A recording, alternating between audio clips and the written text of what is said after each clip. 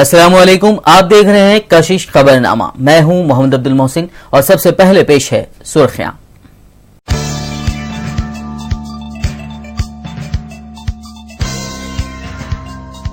Andhra Pradesh assembly का हुआ आगाज, 9 मुंतखब अराकीन ने लिया हलफ।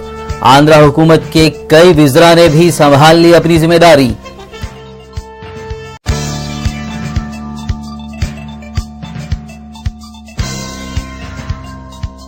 तेलंगाना में गाड़ियों के नंबर प्लेट्स में तब्दीली के लिए अवाम की जिद्दोजहद। रजिस्ट्रेशन के लिए आरटीए के दफ्तर में अवाम की देखी जा रही हैं लंबी कतारें।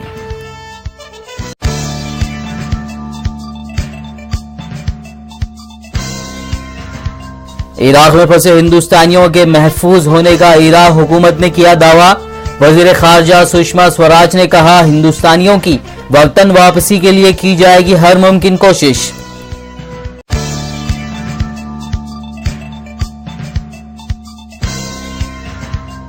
और इराक में इस्लाम पसंद जंगजुओं की पेशरफ्त जारी। मुल्क की सबसे बड़ी ऑयल रिफाइनरी पर किया कब्जा। फिजाइया हमलों में मदद देने इराकी हुकूमत ने अमेरिका से की अपील।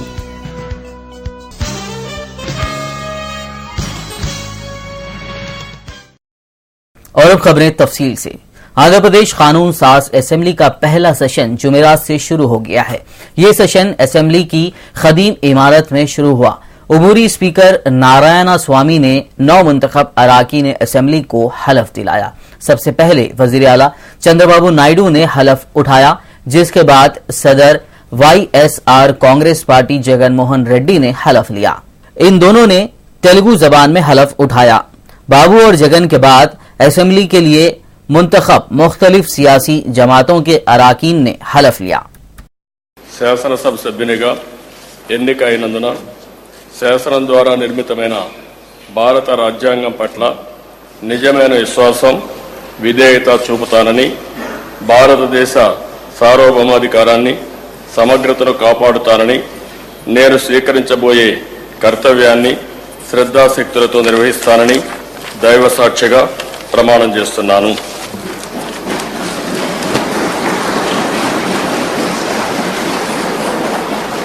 ఆంధ్రప్రదేశ్ శాసనసభ సభ్యుడినైన నారా చంద్రబాబు నాయుడు అనే నేను సభ నియమాలకు కట్టుబడి ఉంటానని, వాటిని అనుసరిస్తానని, సభ మర్యాదలను పాటిస్తానని, సాంప్రదాయాలను గౌరవిస్తానని దైవ సాక్షిగా ప్రమాణం చేస్తున్నాను. వైఎస్ జగన్మోహన్ రెడ్డి అను నేను శాసనసభ సభ్యునిగా ఎన్నికైనందున శాసనం ద్వారా నిర్మితమైన భారత రాజ్యాంగం పట్ల నిజమైన విశ్వాసం, విధేయత చూపుతానని, భారతదేశ సార్వభౌమ అధికారాన్ని, సమగ్రతను కాపాడుతానని, నేను స్వీకరించబోయే కర్తవ్యాన్ని శ్రద్ధాశక్తులతో నిర్వహిస్తానని దైవ సాక్షిగా ప్రమాణం చేస్తున్నాను. ఆంధ్రప్రదేశ్ శాసనసభ్యుడినైన వైఎస్ జగన్మోహన్ రెడ్డి అను నేను సభా నియమాలకు కట్టుబడి ఉంటానని, వాటిని అనుసరిస్తానని, సభా మర్యాదలను పాటిస్తానని, సాంప్రదాయాలను గౌరవిస్తానని దైవ సాక్షిగా ప్రమాణం చేస్తున్నాను. आंध्र प्रदेश के वजीर आला के तौर पर एन चंद्रबाबू नायडू ने जिम्मेदारी संभाल ली है। लेक व्यू गेस्ट हाउस में आर्जी तौर पर कायम उनके दफ्तर में उन्होंने ये जिम्मेदारी संभाल ली, जिसके फौरी बाद उन्होंने हाल ही में आंध्र प्रदेश की काबीना की जानिब से किए गए फैसलों पर अमल के लिए पहली फाइल पर दस्तखत किया। इस मौके पर आंध्र प्रदेश के वुज़रा और पार्टी के सीनियर रहनुमाओं ने उन्हें मुबारकबाद पेश की। इसके बाद चंद्रबाबू एनटीआर घाट पहुंचे, जहां उन्होंने तेलुगु देशम के बानी व साबिक वजीर आला एनटी रामाराव को भरपूर खिराज पेश किया। सदर वाईएसआर कांग्रेस पार्टी वाईएस जगनमोहन रेड्डी ने अपने मकान पर पार्टी के 9 मुंतखब अरकान असेंबली को जुमेरात की सुबह नाश्ते की दावत दी। आंध्र प्रदेश असेंबली के पहले सेशन के दौरान पार्टी की जानिब से इख्तियार की जाने वाली हिकमत अमली पर उन्होंने पार्टी के अरकान असेंबली से तफसीली तौर पर तबादिल ख्याल किया। तेलुगुदेशम पार्टी के वर्कर्स के कोऑर्डिनेटर के तौर पर चंद्रबाबू नायडू के फर्जंद लोकेश ने जुमेरात को जिम्मेदारी संभाल ली। पार्टी के दफ्तर में मुनक्किदा एक सादा तकरीब में उन्होंने ये जिम्मेदारी संभाली। इस मौके पर पार्टी के सीनियर रहनुमाओं ने उन्हें मुबारकबाद पेश की। నిన్న ఇప్పుడు విధి విధానాలు మండల్ ఫైనలైజ్ చేసి ఒక నెలలో చేద్దామని దాంతో జిల్లాలకు వెళ్ళి మండల్ వారీగా కార్యకర్తలందరినీ కలిసి గత 10 సంవత్సరాల నుంచి ఏం జరిగింది, వాళ్ళ ఆలోచనలు ఎలా ఉన్నాయి, ఈ సంక్షేమ నిధి గురించి ఆ అభిప్రాయాలన్నీ సేకరించి ముందరికెళ్తాం. కార్యకర్తల సంక్షేమ నిధి విధి విధానాల కోసం తెలంగాణలోనే ముందర ప్రారంభిస్తాను. కార్యకర్తలందరినీ కలిసి దాని తర్వాత రాయలసీమ ఆంధ్రాకి వెళ్తాం. ఓకేనా, థ్యాంక్ యూ. आंध्र प्रदेश के वजीर लेबर, स्पोर्ट्स और यूथ सर्विसेज के तौर पर अच्चम नायडू ने भी जुमेरात को अपनी जिम्मेदारी संभालनी है। तेलुगुदेशम के सीनियर रहनुमाओं और महकमे के सीनियर अफसरों ने उन्हें मुबारकबाद दी। इस मौके पर मीडिया से बात करते हुए उन्होंने कहा कि वजीर आला आंध्र प्रदेश चंद्रबाबू नायडू ने उन पर भरोसा करते हुए उन्हें अहम वजीर बनाया है। वो जिम्मेदारी से काम करते हुए चंद्रबाबू नायडू के भरोसे पर पूरा उतरने की कोशिश करेंगे। అంత గాబరగా ఉంటే, అంత అర్జెంటుగా ఈ రోజు రైతుల రుణాలు మాఫీ చేయాలి, రైతుల మీద నీకు అంత సవతి తల్లి ప్రేమ ఉంటే నేను ఒక సలహా ఇస్తున్నాను జగన్మోహన్ రెడ్డికి. నువ్వు ఈ రోజు ఏదైతే ఆంధ్రప్రదేశ్లో రైతులు ప్రజల యొక్క డబ్బంతా కూడా అడ్డదారులను దోచుకొని 1,00,000 కోట్లు సంపాదించావు. నీకు ఒకవేళ మంచి పేరు నీకు వస్తుంది. మా సలహా ఇది, నువ్వు దోచుకున్నటువంటి 1,00,000 కోట్లు ప్రభుత్వానికి ఇచ్చి ఆ డబ్బును మీరు రైతు మాఫీకి ఉపయోగించమని మీరు ఒక కార్యక్రమం చేపడితే తప్పనిసరిగా నీకు మంచి పేరు వస్తుంది. ఏదో జగన్మోహన్ రెడ్డి మంచి చేశాడని ఆ పేరు తెచ్చుకొని ఆ రకంగా ప్రయత్నం చేయాలి తప్ప ఈ రకంగా అవాకులు చవాకులు పెట్టడానికి ఒక అర్థం లేదని చెప్పి కూడా సందర్భంగా తెలియజేస్తూ, हिमाचल प्रदेश की ब्यास नदी से एक और हैदराबाद इंजीनियरिंग कॉलेज के तालिबे इल्म की लाश निकाल ली गई है। इस तालिबे इल्म की शनाख्त शिवा प्रसाद वर्मा के तौर पर की गई है। लाश को पोस्टमार्टम के लिए हिमाचल प्रदेश के मंडी अस्पताल भेज दिया गया है। तेलंगाना में गाड़ियों की नई सीरीज के नंबर प्लेट्स के रजिस्ट्रेशन के लिए आवाम की तवील कतारें देखी जा रही हैं। 2 दिनों के दौरान 3,000 नई गाड़ियों का नई सीरीज के साथ रजिस्ट्रेशन हुआ है, जबकि पुरानी गाड़ियों का नंबर तब्दील करने के लिए रीजनल ट्रांसपोर्ट अथॉरिटी यानी आरटीए के दफ्तर में आवाम का हुजूम देखा जा रहा है। शमशाबाद एयरपोर्ट पर कस्टम के अफसरों ने जुमेरात को एक मुसाफिर के पास से 4 किलो सोना जब्त किया है। यह मुसाफिर बैंकॉक से हैदराबाद पहुंचा था। आज सुबह एयरपोर्ट पर कस्टम के अफसरों ने उसके सामान की तलाशी के दौरान इसके पास से 4 किलो सोना जब्त कर लिया। उस मुसाफिर को हिरासत में लेकर मजीद पूछताछ की जा रही है। पहाड़ी शरीफ के बिस्मिल्लाह कॉलोनी वेंकटपुर में एक कत्ल की वारदात पेश आई है। पुलिस के मुताबिक छोटे भाई ने अपने बड़े भाई मोहम्मद अहमद खान का कत्ल कर दिया। बताया जाता है कि महलूक शख्स मां और बहन को रोजाना तंग करता था, जिससे बरहम होकर छोटे भाई ने ये इक़दाम उठाया। पुलिस ने कत्ल का केस दर्ज करते हुए पोस्टमार्टम के लिए लाश को उस्मानिया अस्पताल भेज दिया है। 2 महीने से किस्सा चल रहा बेटा, मैं मेरे आदमी को फालिश मारा, मैं हार्ट पेशेंट है, 2 महीने से मेरे आदमी का लेके चल, घर का हिस्सा दो, घर बेचो, अम्मा की बहन की फकत गाली के सिवा उतरा नहीं। बाप को जो है सो नली मत नहीं गया, कोई सी माँ बर्दाश्त करती है अपने मर्द की नली मत है, तो बाप जो मैं बर्दाश्त करने के वास्ते हाँ? कब तक आखिर मेरा जान बस खाली 3:30 या 3:45 हो रहे थे होंगे। मेरा आदमी पानी दे बोल गया तो बाहर ही बैठी थी, जाके पानी दी, शुरू कर दिया छिनान, जाके धंधा कर जा शुरू करते मेरे तीसरे बच्चे को सबर नहीं आया, पेट के गालियाँ दे रहा तो बाहर अंदर से गनेट लाके गनेट की 78 की आवाज़ आई मेरे को, उन्हें कहाँ मारा अभी भी नहीं मालूम मेरे को, मैं देखी नहीं लाश कहाँ मार लिया क्या कर लिया। नहीं क्या नाम था आपकी? एक बात याद रखो बेटा, जो औलाद ये भी बयान देती, जो औलाद माँ बाप का कहना नहीं मानेंगी उसकी यही हालत होना चाहिए, कोई भी रहना। उस मरे से वाले का नाम अहमद खान है, उससे छोटा है अजमत खान जो मारे से। शादी हो गई थी अहमद खान की जी। शादी हो गई, तलाक भी हो गया, होके भी 9 महीने हुआ। उनकी जोरू उनके 2 बच्चों को ले लेके चले भी गई। क्या थे उन्होंने अलग रहते थे हिम्मत कहाँ पर? जो मर गए घर में जोरू को छोड़ के गए थे वो। क्या काम करते थे? ड्राइवर थे। Auto driver? नहीं, एयरपोर्ट की गाड़ी चलाते थे। एज क्या रहती इनकी? होंगी 28 होंगी, बड़े की मेरे 30 है तो उसकी 28 होंगी। बल्दिया अजीमतर हैदराबाद के कमिश्नर सोमेश कुमार ने ईदगाह मीरालम तालाब का दौरा किया। सोमेश कुमार ने बताया कि मीरालम तालाब के अतराफ पार्क की तामीर के प्रोजेक्ट के लिए काम शुरू हो चुका है। ये प्रोजेक्ट 45 करोड़ रुपए का है। फिलहाल 5 करोड़ रुपए जारी कर दिए गए हैं। उनका कहना था कि इस पार्क के लिए 3 गेट नस्ब किए जाएंगे। को एक टैंक बंड के जैसा बनाने के लिए वैसा ही अच्छा एक जिस पे लोग आ सके, पुराने शहर के लोग खास करके यहाँ पे वॉकिंग, साइकिलिंग ये सब करने के लिए इधर आ सके, घूमने के लिए आ सके, तरह का एक खूबसूरत गेट यहाँ पे तैयार होगा और इसी से हमारे इस इलाके का एंट्री होगा। और इसी के साथ साथ हम लोग बहुत सारी और चीज़ें भी कर रहे हैं, जैसे कि पूरे एरिया को घूमने के लिए करीब 7 किलोमीटर का वॉकिंग ट्रैक भी हमने तैयार किया है, साइकिलिंग ट्रैक। उसके अलावा बगल में वॉकिंग ट्रैक है पूरा, जो यहाँ पे पेड़ भी लगाए जाएंगे। उसी के साथ साथ जो हमारे इस इलाके में जो और शहरी रह रहे हैं उनको भी कोई प्रॉब्लम ना हो, इसके लिए उनको खास करके शुरुआत में इस गेट के पहले तक का एक रोड अलग से उनको कर दिया जा रहा है, ताकि जो पार्क में आए और जो उधर रहे उनको कोई असुविधा ना हो।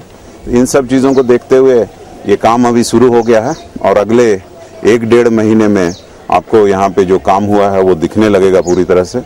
और इसके अलावा हम और एक 5 करोड़ सैंक्शन कर रहे हैं, जिसमें खास करके हम लोग यहाँ पे ग्रीनरी करने का, गार्डन्स लगाने का और जो दूसरे और ज़रूरतें हैं, कैफेटेरिया है, टॉयलेट्स है, स्ट्रीट लाइटिंग है, इन सब को करने का भी इसमें प्लान है। तो ये सब करने के बाद मुझे पूरी उम्मीद है कि ये जो पूरा प्रोजेक्ट एक बार जब एक शेप में आएगा, उसके बाद ये शहर का एक बहुत ही इम्पोर्टेंट टूरिस्ट स्पॉट हो जाएगा। पहाड़ी शरीफ पुलिस स्टेशन के हुदूद में शमशाबाद एयरपोर्ट के करीब पेट्रोल टैंकर उलट गई, जिससे टैंकर में मौजूद व्हाइट पेट्रोल बह गया। पुलिस ने बताया कि इस हादसे में 18 लाख रुपए का नुकसान हुआ है। ये टैंकर एयरपोर्ट जा रहा था। क्रेन की मदद से इस टैंकर को उठाया गया। पुलिस मामले की जांच के लिए केस दर्ज कर चुकी है। टैंकर एयरपोर्ट जाते से टाइम पे पहाड़ी शरीफ गेट करने, वीडियोकॉन गेट करने पलटी मारी। उस वजह से वो जो पेट्रोल टैंकर में है सो पेट्रोल पूरा गिर जाके लीक हो रहा था। उसका इतला मिलते ही पहाड़ी शरीफ पुलिस वाले और एयरपोर्ट के रक्षा सिक्योरिटी वाले स्पॉट रीच होके और अपना फायर सर्विसेज वाले भी स्पॉट रीच होके उसका पूरा सिचुएशन कंट्रोल करे। उसमें सिर्फ माल का नुकसान ही हुआ और जान का नुकसान किसी का नहीं हुआ। और टैंकर को उठा के बाजू में लगा दिए। तकरीबन 18,000 लीटर का पेट्रोल गिर गया बोल के इतला है। और इसमें ड्राइवर का नेगलिजेंस का बारे में लोकल पुलिस वाले इन्वेस्टिगेट कर रहे हैं। दूध बावली तारा मैदान के निजी स्कूल में गरीब तुलबा में मुफ्त तौर पर किताबें और स्कूली बुक्स तकसीम की गई। इस मौके पर मुनक्किद तकरीब में हुसैनी आलम सर्कल इंस्पेक्टर ने मेहमान खुसूसी की हैसियत से शिरकत की, जबकि तकरीब में स्कूली इंतजामिया समेत मोहम्मद शकील, मोहम्मद यूनुस और मोहम्मद मखदूम के अलावा दीगर मौजूद थे। इवन हमारे कॉन्स्टिट्यूशन में आर्टिकल है राइट टू एजुकेशन के बारे में कि जो बच्चे 14 साल की उम्र तक हैं उनको फ्री तालीम दी जानी चाहिए। सर्व शिक्षा अभियान के स्कीम चलते हैं, आंगनवाड़ियाँ चलते हैं, बालवाड़ी भी चलती है, बहुत सारी स्कीमात चलती हैं। लेकिन ये स्कॉलर मिशन स्कूल जो इसको गवर्नमेंट नहीं चलाती है, एक प्राइवेट इदारा होते हुए ये स्कूल ने कोशिश की है, सब द स्टूडेंट्स, टीचर्स, सबको सलाम करता हूँ। ये बहुत अच्छा प्रोग्राम कंडक्ट करे। आज 1 वीक से मेरे को सिखिल भाई बोल रहा था छोटी प्रोग्राम कंडक्ट करते साहब जरूर आना, बोल को इन्वाइट कर रहा था। वो प्रोग्राम जरूर आएंगे बोल को उन्होंने वादा किया। आज ये प्रोग्राम कंडक्ट करें, बहुत खुशी बात। गरीब बच्चे को बहुत हेल्प होता, इसके लिए इसको ज़रा अच्छा यूटिलाइज कर लेना। कांग्रेस कॉरपोरेटर शंकर यादव ने बेगम बाजार के मुख्तलिफ इलाकों का दौरा किया। शंकर यादव ने इलाके के बल्दी, बरखी और आबरसानी मसाइल का जायजा लिया और उन मसाइल को जल्द दूर करने की हिदायत दी। इस दौरे में उनके साथ बरखी, बल्दी और आबरसानी के ओहदेदारान भी मौजूद थे। खुतबुल्लापुर के इलाके गांधी नगर, शाहपुर नगर में वाक़े मुख्तलिफ कंपनियों में बच्चा मजदूरी उरूज पर है। ये कम उम्र और नाबालिग बच्चे इन कंपनियों में दिन भर काम करते हैं। उनमें कुछ बच्चों को मजदूरी के दौरान जिस्मानी तौर पर नुकसान भी पहुंचता है। ऐसे बदनसीब बच्चों में 15 साला सिद्धार्थ भी शामिल है। सिद्धार्थ की उंगलियां कटिंग मशीन में चली गई थी। इस हादसे के बाद सिद्धार्थ के वालिदैन और मुकामी सियासी जमातों ने एहतजाज किया। इस सिलसिले में जीडी मेटला पुलिस स्टेशन में कंपनी के खिलाफ बच्चा मजदूरी का केस भी दर्ज कर लिया गया है। क्या नाम है? सिद्धार्थ। बोलिए, यहाँ कितने साल की उम्र क्या है तुम्हारी? 15 साल। क्या काम करते हैं कंपनी में? हेल्पर तो कब से कर रहे हैं कंपनी में काम? एक दिन करे, एक ही दिन में मशीन पे लगा। कई की मशीन है वो? क्या यूज़ करते हैं उसमें? सिलेंडर के गोल बनते हैं, वाइपर सिलेंडर का वो बनता है। क्या तनख्वाह देते बोल के लगाए थे? अब आपको 5000 रुपये देते महीने को। कहाँ रहते थे? हम अम्बेडकर नगर। कौन सा श्रीनिवास नगर? अम्बेडकर।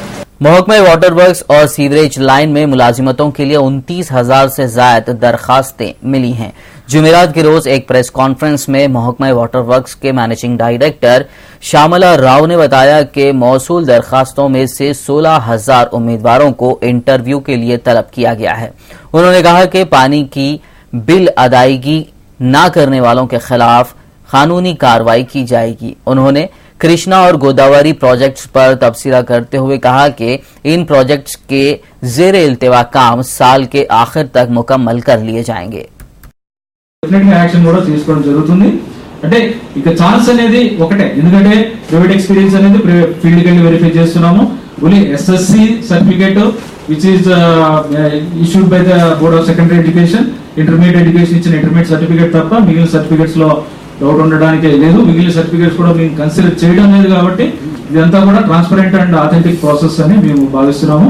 మీ తరఫు నుంచి ఏమైనా సజెషన్స్ ఉంటే చెప్పండి, మీ దగ్గర ఉన్న అపోహలు ఉంటే ఏమన్నా చెప్పండి। అంటే మీరు చాలా మందితో ఇంటరాక్ట్ అవుతూ ఉంటారు, క్యాండిడేట్స్ చెప్పి ఉండొచ్చు మీకు, లేకపోతే ఎవరన్నా ఇలా మిస్లీడ్ చేసి బోర్డులో పోస్టులు అమ్ముకుంటున్నారు, లేకపోతే బోర్డులో పోస్టులకి డబ్బులు ఇస్తే అవుతాయని ఎవరన్నా చెప్తుంటే కలెక్ట్ చేసే ఏజెంట్స్ కానీ ఎవరన్నా ఉంటే తప్పకుండా మాకు ఇన్ఫర్మేషన్ కూడా ఇవ్వండి। महाकाली पुलिस में मंदिर में चोरी करने वाले एक चोर को गिरफ्तार किया है। गिरफ्तार शुदा शख्स का नाम पोचैया है। पुलिस ने इस शख्स के कब्जे से 5.5 लाख रुपए मालियत के सोने के जेवरात बरामद किए हैं। DCP north zone R Jayalakshmi ने तफसीलात बताई हैं। महाकाली पुलिस ने एक टेम्पल अफेंडर को पकड़ लिया है।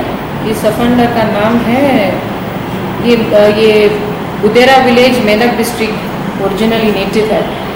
ये लगभग 7 केसेस में इसने कन्फेस किया है। ये तो हैबिचुअल अफेंडर है।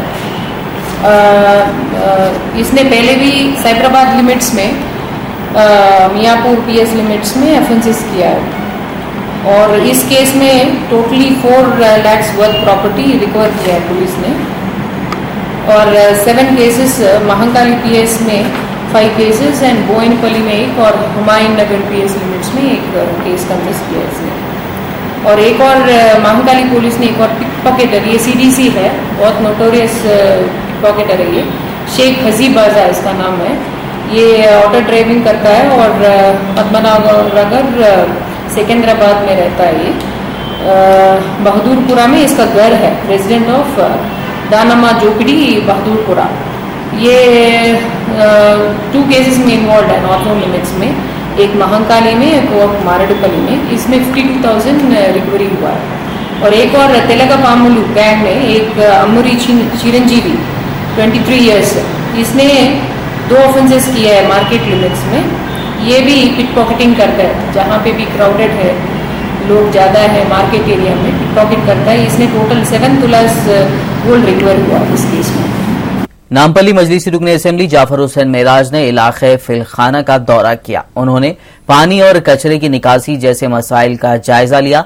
मजलिसी रुकन असेंबली ने मुतालिका ओहदेदारों को जल्द से जल्द मसाइल की यकसुई की हिदायत दी। इस दौरे में जाफर हुसैन मेराज के साथ बल्दी deputy commissioner Satyanarayana, corporator Gausia Unnisa और दीगर ओहदेदारान मौजूद थे। नामपल्ली मजलिसी रुकन असेंबली जाफर हुसैन मेराज ने महकमा बरखी के ओहदेदारों के साथ एक जायजा इजलास मुनक्किद किया। इस इजलास में उन्होंने इलाके में जारी बरखी कटौती की वजूहात हासिल की। इजलास में महकमा बरखी के डिविजनल इंजीनियर रमना के अलावा दीगर ओहदेदारान भी मौजूद थे।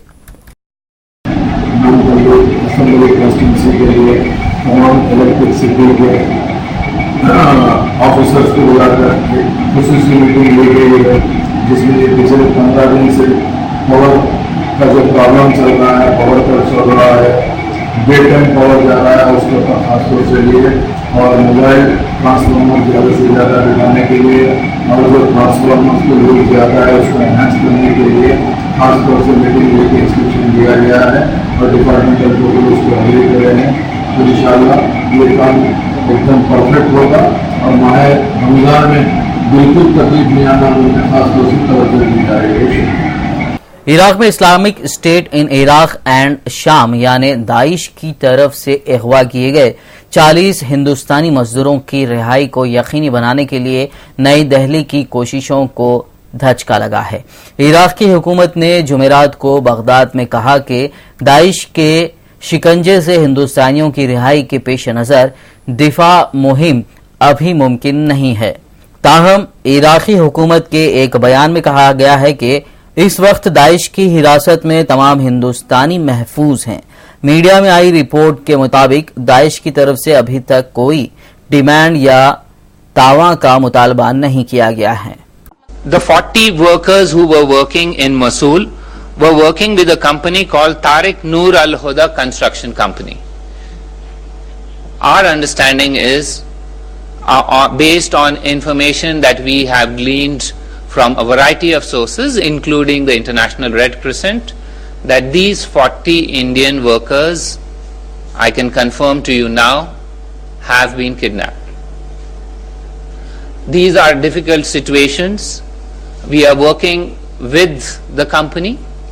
Also, we are trying to work with the International Red Crescent, who have confirmed to us, but they have also indicated that at this stage they do not know the location of these 40 Indian workers who are kidnapped. इस दरमियान मरकजी वजीर खारजा सुषमा स्वराज ने जुमेरात को कहा कि Iraq में अगवा हिंदुस्तानियों को छुड़ाने और वहां फंसे हिंदुस्तानियों को निकालने के लिए हुकूमत हर मुमकिन कोशिश कर रही है।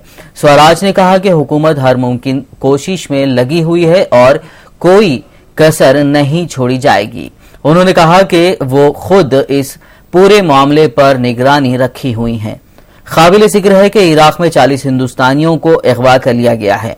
इन हिंदुस्तानियों के अहल खाना ने आज सुषमा स्वराज से मुलाकात की।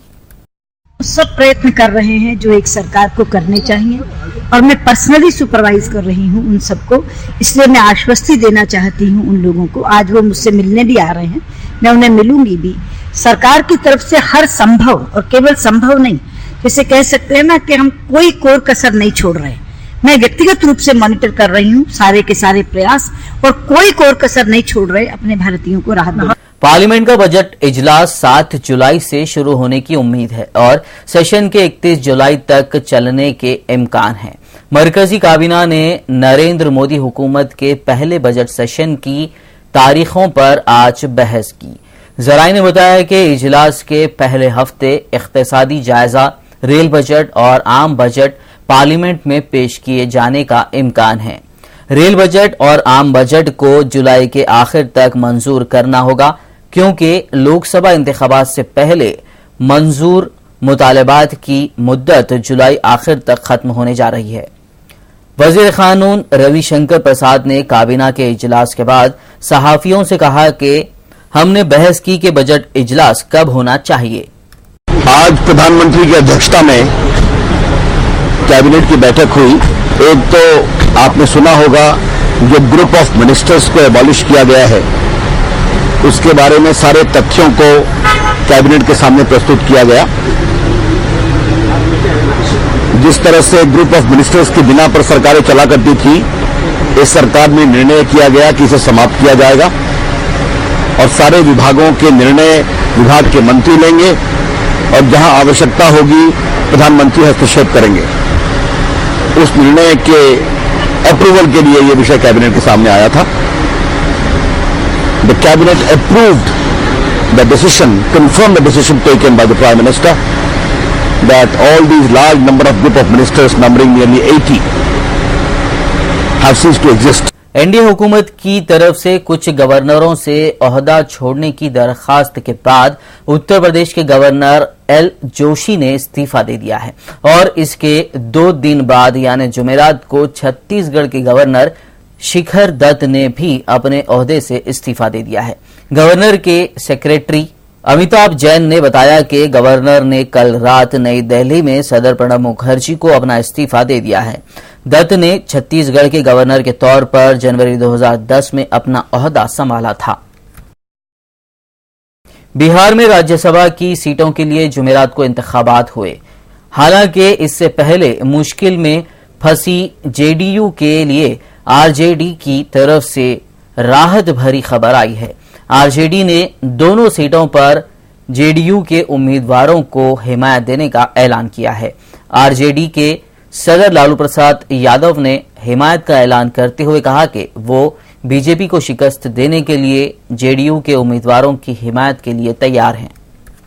भूत को छोड़ो, वर्तमान पर सोचो, भविष्य की चिंता छोड़ो। बुद्ध भगवान ने कहा तब वर्तमान में जो हमारे सामने एजेंडा है उस एजेंडा पर हमारा ये फैसला है। बाकी बात बाकी। भाजपा ये कहना चाहती है कि हम खड़ा नहीं कराए हैं, लेकिन दोनों उम्मीदवार निर्दलीय खड़ा करके उनके घर से नॉमिनेशन हुआ। सुशील मोदी के घर से नाम लेने में हमको दिक्कत नहीं है, चूंकि हमारा सुशील सेक्रेटरी था, हम अध्यक्ष थे। तो लालू यादव को समझने में और हमको समझने में हमको भूल नहीं हम करते हैं। ये मतलब है कि कान इधर से छुओ या इधर से छुओ। ये समर्थन सिर्फ राज्यसभा के लिए रहेगा कि आगे भी ये थोड़ा कान के आप कमजोर हो गए। हम वर्तमान की बात कर रहे हैं, भविष्य में फिर मिलेंगे। भाजपा का जो खेल हो रहा था उसके खेल को हम सफल नहीं होने देंगे और सरकार को डिस्टेबलाइज नहीं। तमिलनाडु के साबिक वजीर आला और डीएमके के सरबराह एम करुणानिधि को वजीर आजम नरेंद्र मोदी से एक बड़ी शिकायत है। करुणानिधि ने वजीर आजम पर हिंदी जबान के इस्तेमाल पर गैर मामूली तौर पर ज्यादा जोर देने का इल्जाम लगाया है। करुणानिधि ने जुमेरात को चेन्नई में कहा कि वजीर आजम को हिंदी को फरोग देने की बजाय तरक्की पर तवज्जो मरकूज करना चाहिए।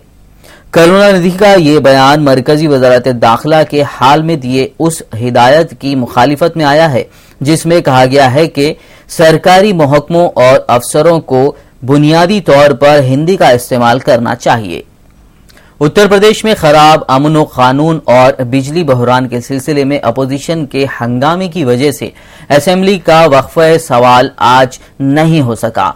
ऐवान की कार्रवाई शुरू होते ही बीजेपी, बहुजन समाज पार्टी, कांग्रेस और लोकदल के अराकीन हुकूमत मुखालिफ नारे लगाने लगे और साथ ही हुकूमत मुखालिफ नारे लिखे बैनर के साथ ऐवान के दरमियान पहुंच गए और खूब हंगामा किया। फिल्म अदाकारा प्रीति जिंटा ने आईपीएल फ्रेंचाइज पंजाब में अपनी हिस्सेदारी फरोख्त करने से इनकार किया है। जिंटा ने अपने ट्विटर अकाउंट पर लिखते हुए तमाम लोगों को उनके ताउन के लिए शुक्रिया अदा किया। उन्होंने कहा कि मीडिया में लगाई जा रही खयास आराइयों से वो हैरान हैं। उन्होंने कहा कि वो पंजाब में अपनी हिस्सेदारी नहीं बेच रही हैं और ना ही अमेरिका में जाकर बस रही हैं। यूक्रेनी सदर पेट्रो पोरोशेंको की एकतरफा जंगबंदी की पेशकश बागियों की जानिब से ठुकराए जाने के बाद हुकूमती फौज और रूस नवाज बागियों के दरमियान शदीद झड़पें शुरू हो गई हैं। यूक्रेनी सदर ने जंगबंदी की पेशकश में कहा था कि बागियों को हथियार डालने होंगे। फरीकीन के दरमियान झड़पें हुकूमत के जेर कब्जा इलाके करसनी लीमान में सुबह 4 बजे शुरू हुई। हुकूमती फोर्सेस के एक तर्जुमान ने कहा है कि बागियों को हथियार डालने के लिए अल्टीमेटम दिया गया था और उन्हें सलामती की यकीन दहानी कराई गई थी, लेकिन ये पेशकश मुस्तरद कर दी गई, जिसके बाद झड़पों की शुरुआत हुई। आखिर में एक और नजर सुर्खियों पर।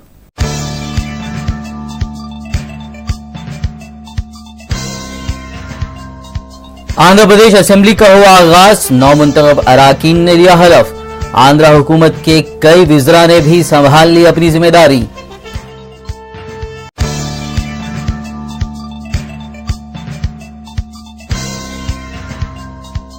तेलंगाना में गाड़ियों के नंबर प्लेट्स में तब्दीली के लिए अवाम की जिद्दोजहद। रजिस्ट्रेशन के लिए आरटीए के दफ्तर में अवाम की देखी जा रही हैं लंबी कतारें।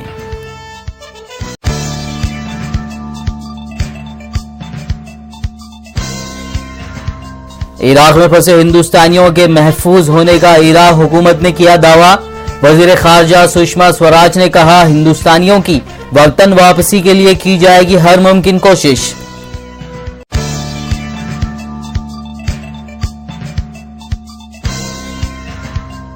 और इराक में इस्लाम पसंद जंगजुओं की पेशरफ्त जारी।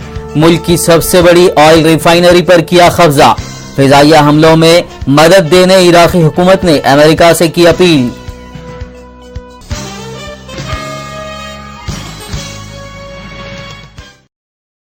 इसी के साथ ये खबरनामा इख्तिताम को पहुंचा। मिलते हैं अगले खबरनामे में, तब तक के लिए देखते रहिए उर्दू टीवी। अल्लाह हाफिज।